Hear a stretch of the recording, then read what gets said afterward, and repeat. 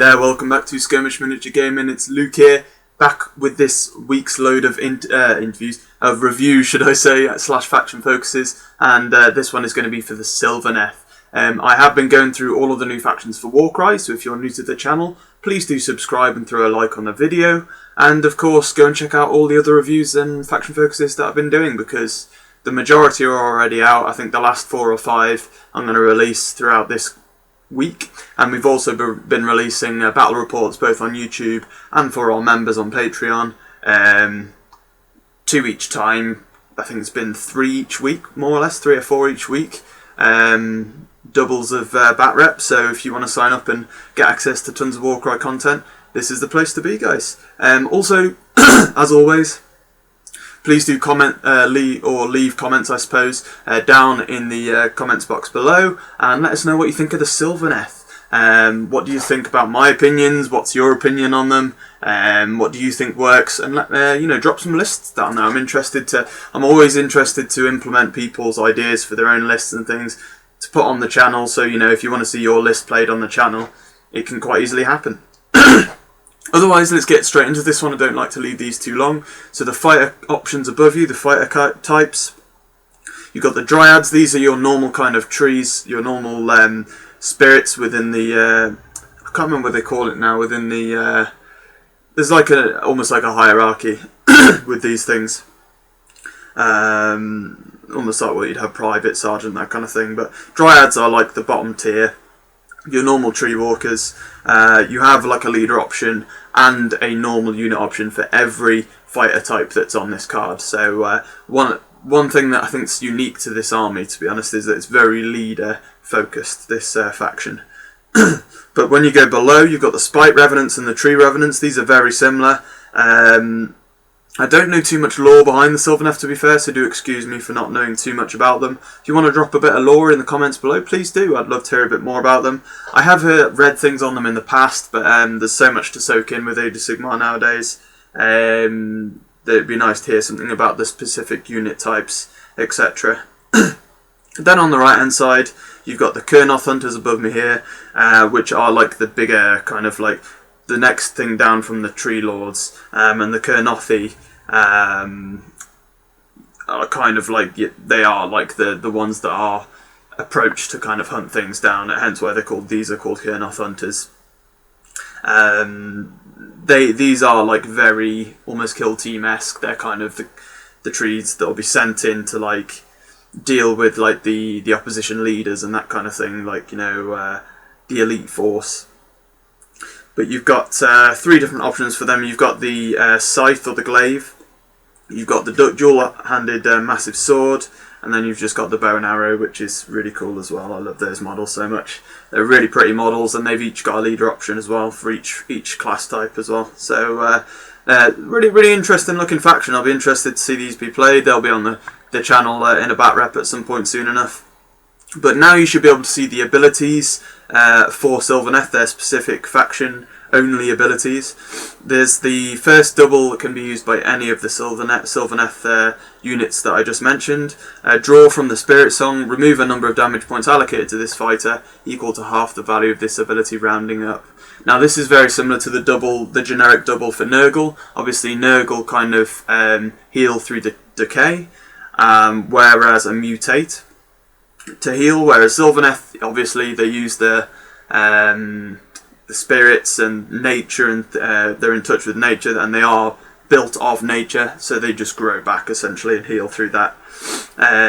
So half the ability rounding up. Obviously if you have a value of 5 or 6 on the dice on your double, that's 3, healing 3, which I think Dryads are 10 health, leaders are more than that, so 3 health, that's a third of your health more or less, gained back through a double. And a lot of the time you will find in Warcry that you have doubles just left over. So I do tend to find that these healing abilities can be quite good for a double, to be honest.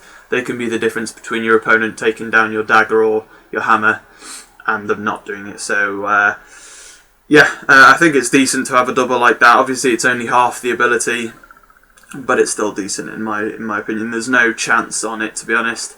If you have a high value on the double, you can save that high value for the healing ability, then use a low value double for onslaught or something.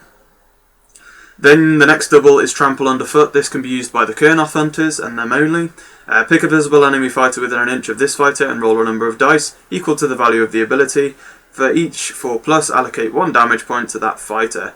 And this is pretty strong, to be fair. It's only a double. For a double, that is very strong. Any of the Kernof Hunters can use this. Have to be within an inch, but if you have a value of 6 on the double, that's 6 4+s on average. You should be getting 3 damage to the enemy fighter. For a double, that's very good. I wouldn't complain about that at all, and if you get the bit of luck on your side, you might cause 4 or 5 damage. So, I could certainly see myself maybe using that one. Maybe not in a competitive sense, because I never like anything that relies on the dice, especially when you're having to pay for it and then have to go off a luck basis on a 4+. Statistically, it just doesn't make much sense. It makes more sense to go for things in a competitive sense that are going to work. But I can see myself using it a lot because Warcry is not really a competitive game, so there we go. Double for Shrieking Terror. This can be used by I think it's the Smite Revenants, but I'm probably going to get this wrong here. Yes, the Smite Revenants. So the way to remember it between the Smite and the Tree Revenants is the Tree Revenants have the long hair, and the Smite Revenants are the ones that are bald. Otherwise they look fairly similar. And I think the Smite Revenants usually have like the nasty long claws. Yeah, they do. Whereas Tree Revenants have weapons. So, Shrieking Terror then for the Smite Revenants. Pick a visible enemy fighter within a number of inches of this equal to the value of this ability and roll a dice, single dice.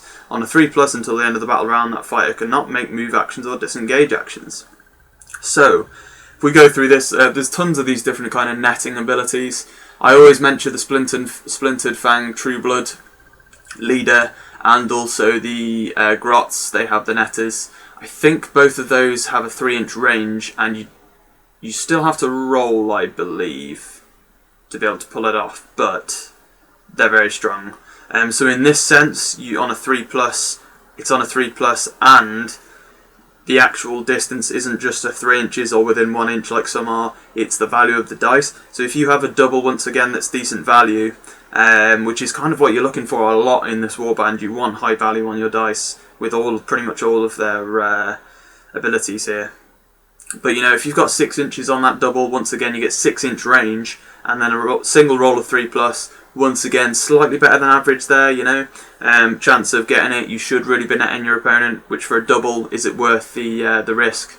Possibly, because if you can stop your opponent moving or disengaging when they could be just left out in the open, these are the best kind of netting abilities, not the ones where you have to be within an inch, because I never quite understand how those work. If you're netting somebody and you don't want them to get away from you or move, they're already stuck in with you, so they're only going to probably want to be attacking you anyway. So I find those a bit strange. These versions of the netting abilities are much better. So Shrieking Terror, a good one, and bear in mind that obviously any of your Smite Revenants can use that, so that makes it pretty strong. It's not like a specific leader or something like that, so yeah, I like it. It's pretty good. Triple for Enrapturing Song. Any of the Dryads can use this, which are your generic tree fighters. Sylvaneth. Pick a visible enemy fighter within a number of inches of this fighter equal to the value of this ability. Until the end of the battle round, add 1 to the attack's characteristic of attack actions made by friendly fighters with both Sylvaneth rune mark and Scout rune mark that target that fighter. So basically any Dryads. Any Dryads can use that ability to target an enemy fighter. So basically, if you have a value of 6 on your triple, so once again looking for that value, you get 6-inch range on this. If there's an enemy fighter within 6 you want to target with it, every fighter that's a Dryad or Dryad leader gets +1 attacks against that fighter. So quite nice, once again, especially, to be honest, if you're running a pure Dryad warband. If you wanted to just pretty much take, a ton of Dryads and a Dryad leader, that ability can come really in handy. I reckon a swarm band with some Dryads could be pretty nasty. We'll go over how they work in a bit, though, and we'll go over the specific fighter types in a moment. Then you've got the other you got another triple here, which is the other skull inside the other cross, which is Walk the Spirit Paths. This one is for the Tree Revenants, the ones with the long hair. And this is a very unique ability I have not seen yet, I don't believe. Walk the Spirit Paths. Remove this fighter from the battlefield, set them up anywhere on the battlefield floor more than 5 inches from any enemy fighters. Whoo, that's a friggin' strong ability.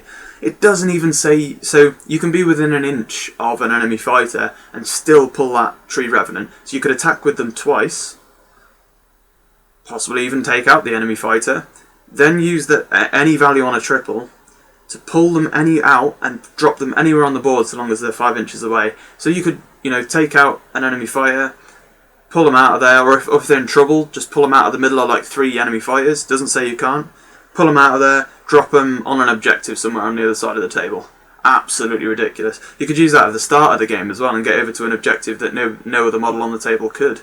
It gives this warband a lot of mobility, and they're not really terribly slow, this warband either, considering when you compare to a lot of the new warbands that are out. One of the stronger abilities I've seen yet out of most of the new card packs for a triple. Obviously it is a triple. Triples can be quite hard to get, but obviously if you're banking your dice and you want to save for that and you're running a lot of Tree Revenants in the warband, I recommend saving for that one. I think it's going to be a very strong ability, especially as Warcry is a very swarm / objective based game at the moment in competitive sense anyway. So definitely walk the Spirit Path, loving that one, a very strong ability. Then the quad. The quad is so interesting for Sylvaneth. The first quad I've seen that goes for leaders, so only your leaders, which I'm not sure about because obviously you can only get one leader in your warband ever with Warcry, unless you're playing some sort of narrative and you want to add in more leaders. Envoy of the Everqueen, so any of your leaders can use this. Remember, you have a leader option for each unit type in this warband. Until the end of the battle round, add half the value of this ability rounding up to the toughness and strength characteristics of friendly fighters while stay within 6 of this fighter. So I think if you get a value of 5 or 6 on your quad, you get +3 to your toughness and your strength. Once again, you could take a big like Kernof Hunter Swordsman or Scythe. Then you could take a ton of Dryads. Get that Envoy of the Everqueen off.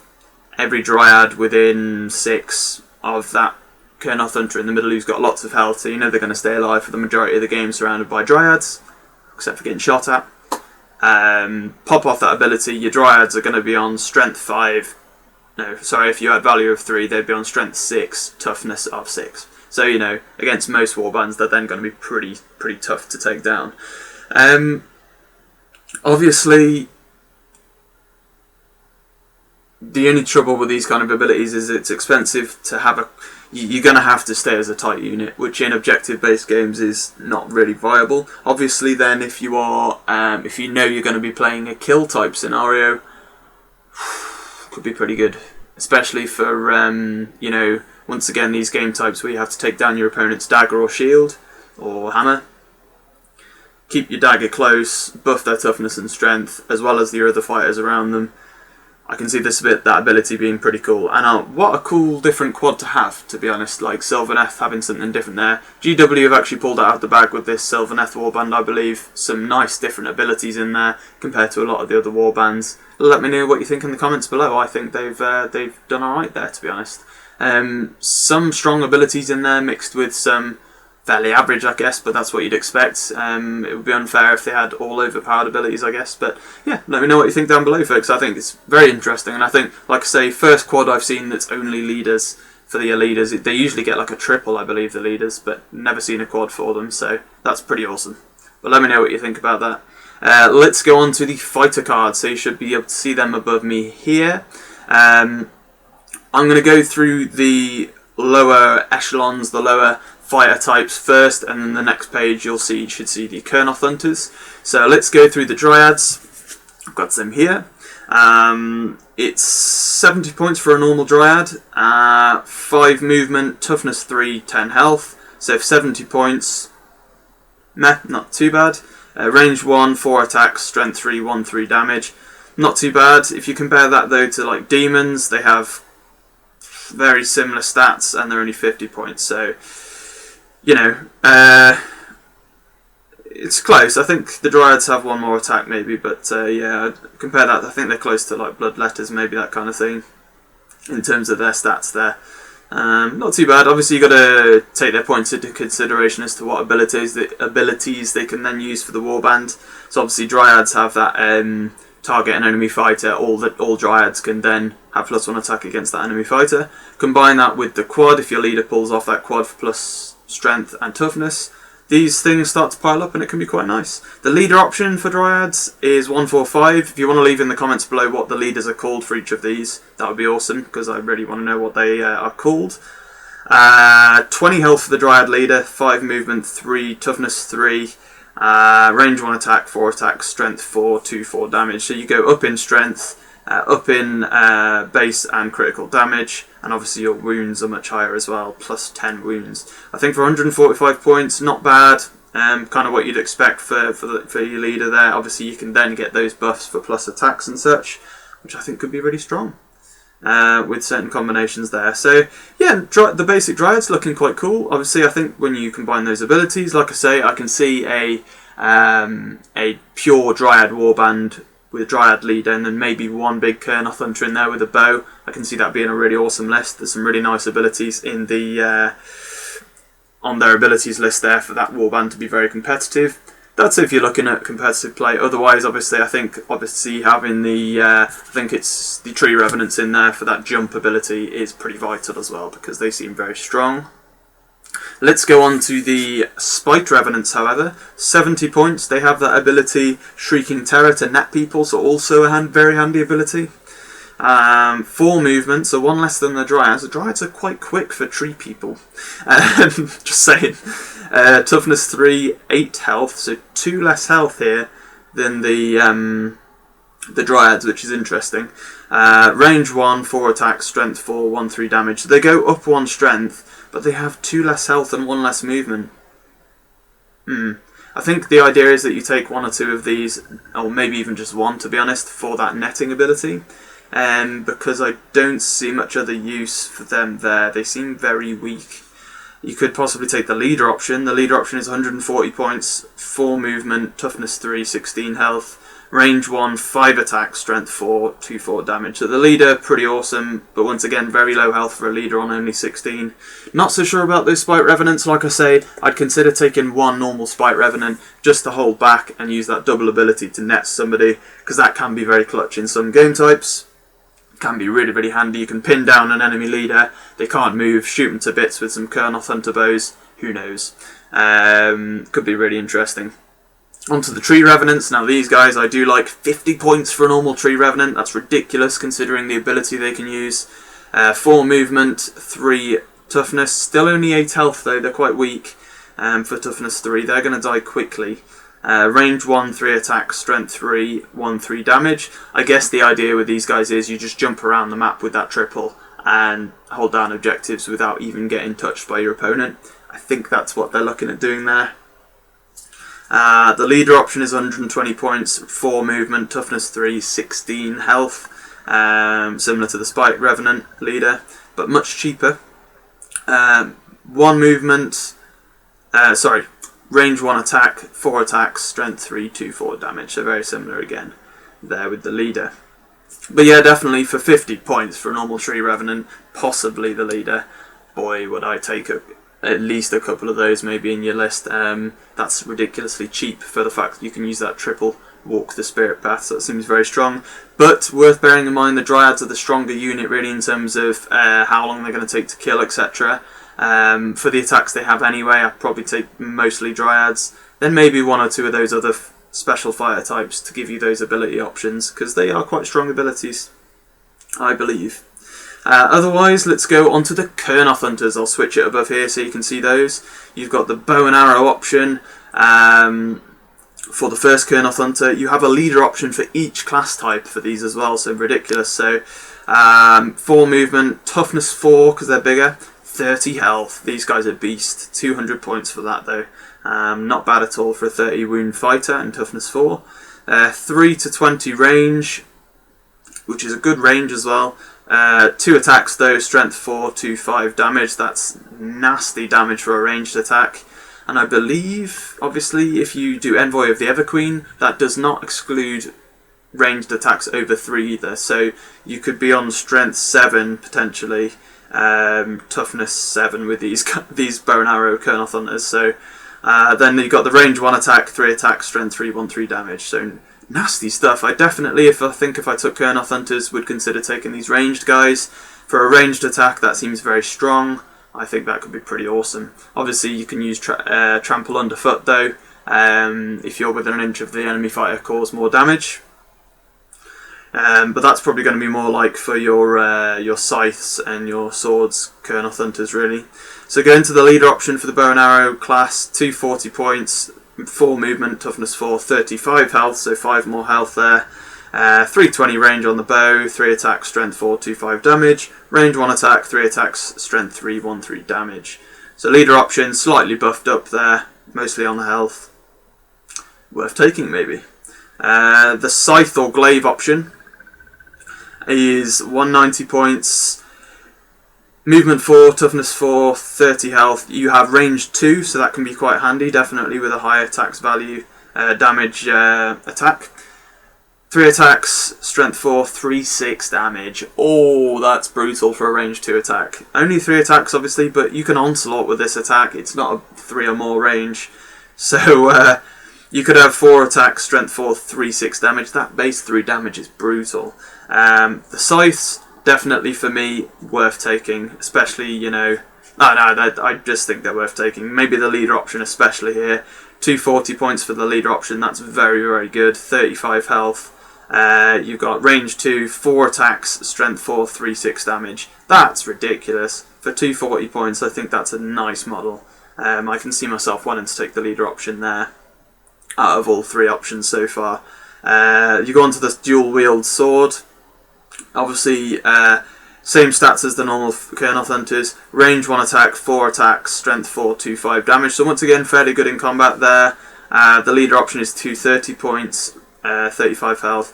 Range 1 attack, 5 attacks, strength 4, 2/5 damage. So the leader is pretty good there as well for the swordsman. But for me personally, I'd either take as the leader options, I'd either take Kernof Hunter with the bow, or without a doubt, I'd take that leader with the scythe. Because, oh my god, wow, you can keep back from being engaged because you've got the 2-inch range weapon. Obviously it's the same for the bow and arrow as well, but you can't use onslaught on that range. But you can on the scythe, so I can see that being a really brutal pick as your leader option. That would be my suggestion. Obviously if you want to keep your leader back, you can take the bow option. But obviously considering your quad is leader based and you need to be within that 6-inch aura, might be worth doing that instead. I'd love to see a Kernof warband though with pure bow and arrows. That could be pretty awesome. Those are all the fighter types. I hope I've kept that fairly concise. I've got about the 20-minute mark there, so that's good. Final conclusions on the warband. Really nice warband. I'm really surprised by the Sylvaneth. I tend to open these packs and then take a look for about 5-10 minutes, calculate everything, kind of work out what the best fighters, best abilities. Then I come straight out fresh with my opinions on them because I think that's the best way to go. But let me know what you think in the comments below, guys.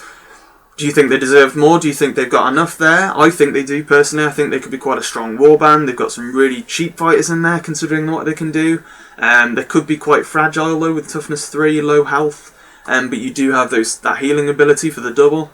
They're always going to be looking for high value on those ability dice. So pick your ability dice smartly and where you're using them. The Kernof Hunters look like they're going to be really strong. I can't wait to see these all in action. Some of the abilities, like the dropping out of existence and then appearing somewhere else on the map, we haven't really seen that yet as far as I'm aware. But then again, I haven't done all the reviews yet, so it could be in another faction. Some really strong abilities. You've got the netting abilities in there, like a lot of other factions have. The Dryads for your weak fighters, if you like. Although saying that, I think the cheapest option is the Tree Revenant for 50 points. Yeah, let me know what you think, guys. I think there's a lot of good mixture in there. The first leader quad, that's really interesting. I don't think they've got any abilities in there that are kind of replicated, which is really nice to see. That's refreshing for me. There's been a lot of duplicated stuff throughout the other warbands. So yeah, let us know what you think in the comments, guys. Throw a like on the video. This has been Luke from SMG with your latest review. I think next up is going to be a bat rep, but then we're going to have all the other reviews coming out this week, and I think Sacrosanct Chamber for Stormcast is next. So see you next time, guys. Happy skirmishing.